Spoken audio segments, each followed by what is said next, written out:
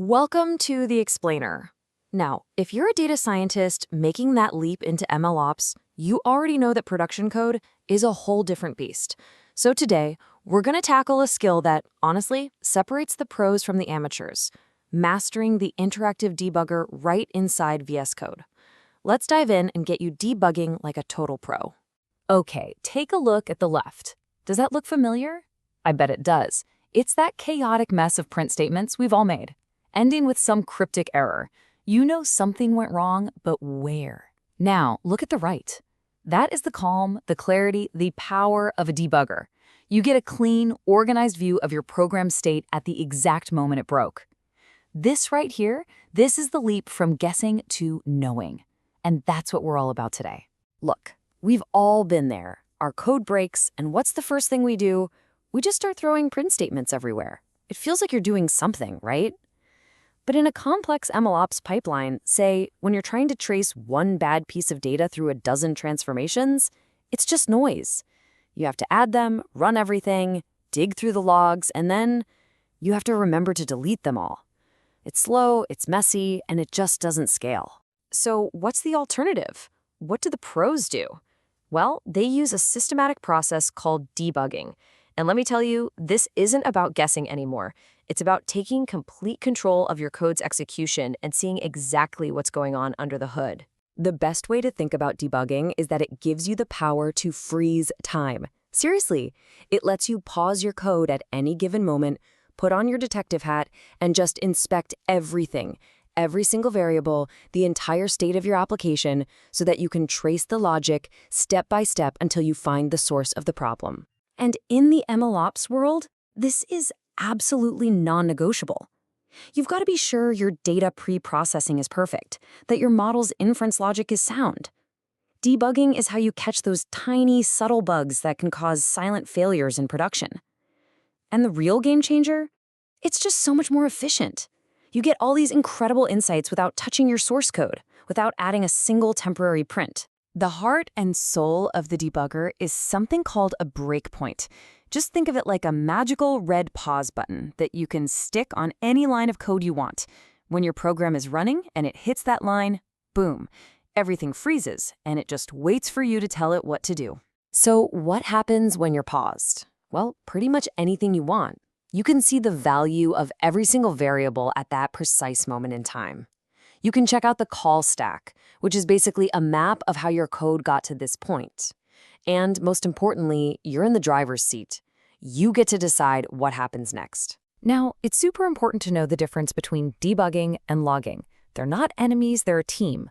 Logging is your historical record. It's fantastic for finding out that a problem happened, especially in production. But debugging, that's your interactive deep dive tool you use in development to find the root cause. Here's an easy way to remember it. You use logs to see the smoke, and you use the debugger to find the fire. All right, that's enough theory. Let's get our hands dirty and set up your very first debug session in VS Code. I promise it's a super quick, one-time thing that unlocks all this incredible power. It really is just 3 simple steps. First, head over to the Run and Debug view in the sidebar. VS Code is smart. It'll see you don't have a setup and ask you to create a launch.json file. Just click that link, and when the menu pops up, select Python file. That's it. You're done.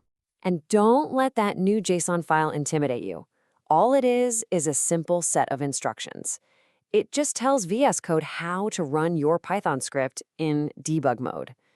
Think of it as the launchpad for your entire investigation. Okay, setup is done. Now for the really fun part, basically becoming a time traveler in your own code. Whenever you hit a breakpoint, VS Code pops up this little control panel that lets you navigate your program's execution however you want. You've got 4 main controls on this time machine. Continue is simple. It just lets the code run until it hits another breakpoint. Step over is your go-to button. It just executes the current line and moves to the next one. But if that line is a function you wrote and you want to see what's happening inside, that's when you use step into. And if you step into a function and realize you've seen enough, just hit step out to finish that function and pop right back out. Mastering these 4 moves gives you total control. So once you've got the basics of navigation down, you can start to unlock the real debugging superpowers. Let's look at a few killer techniques that will make you a bug hunting legend. First on the list, conditional breakpoints. Okay, imagine your code is failing inside a loop that runs like 1,000 times. Are you really going to hit step over 999 times to get to the problem? Of course not. With a conditional breakpoint, you just tell the debugger, hey, only pause here if my variable I is equal to 999. The code then flies at full speed and freezes at the exact iteration causing the trouble. This is an absolute game changer. Next up, log points. And these are, they're so good. They're basically the debugger's answer to print. You set it on a line, just like a breakpoint, but here's the trick. It doesn't pause your code. Instead, it just prints a message or a variable to the console and keeps on going. You get all the tracing power of a print statement, but with zero changes to your actual code.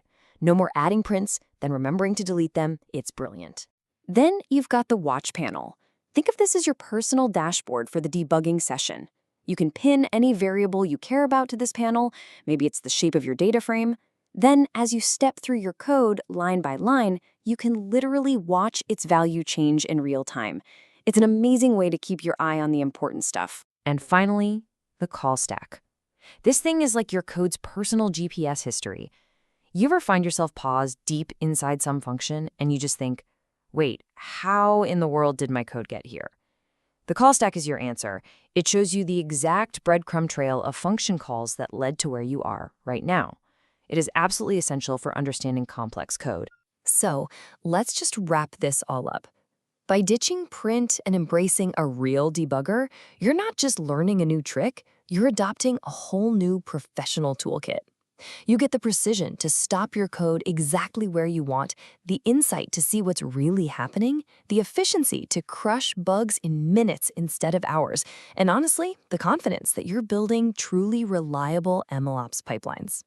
So, the next time you run into a bug, I want you to resist the urge to type print. Fire up that debugger instead. The only question left is, are you ready to stop guessing and start knowing?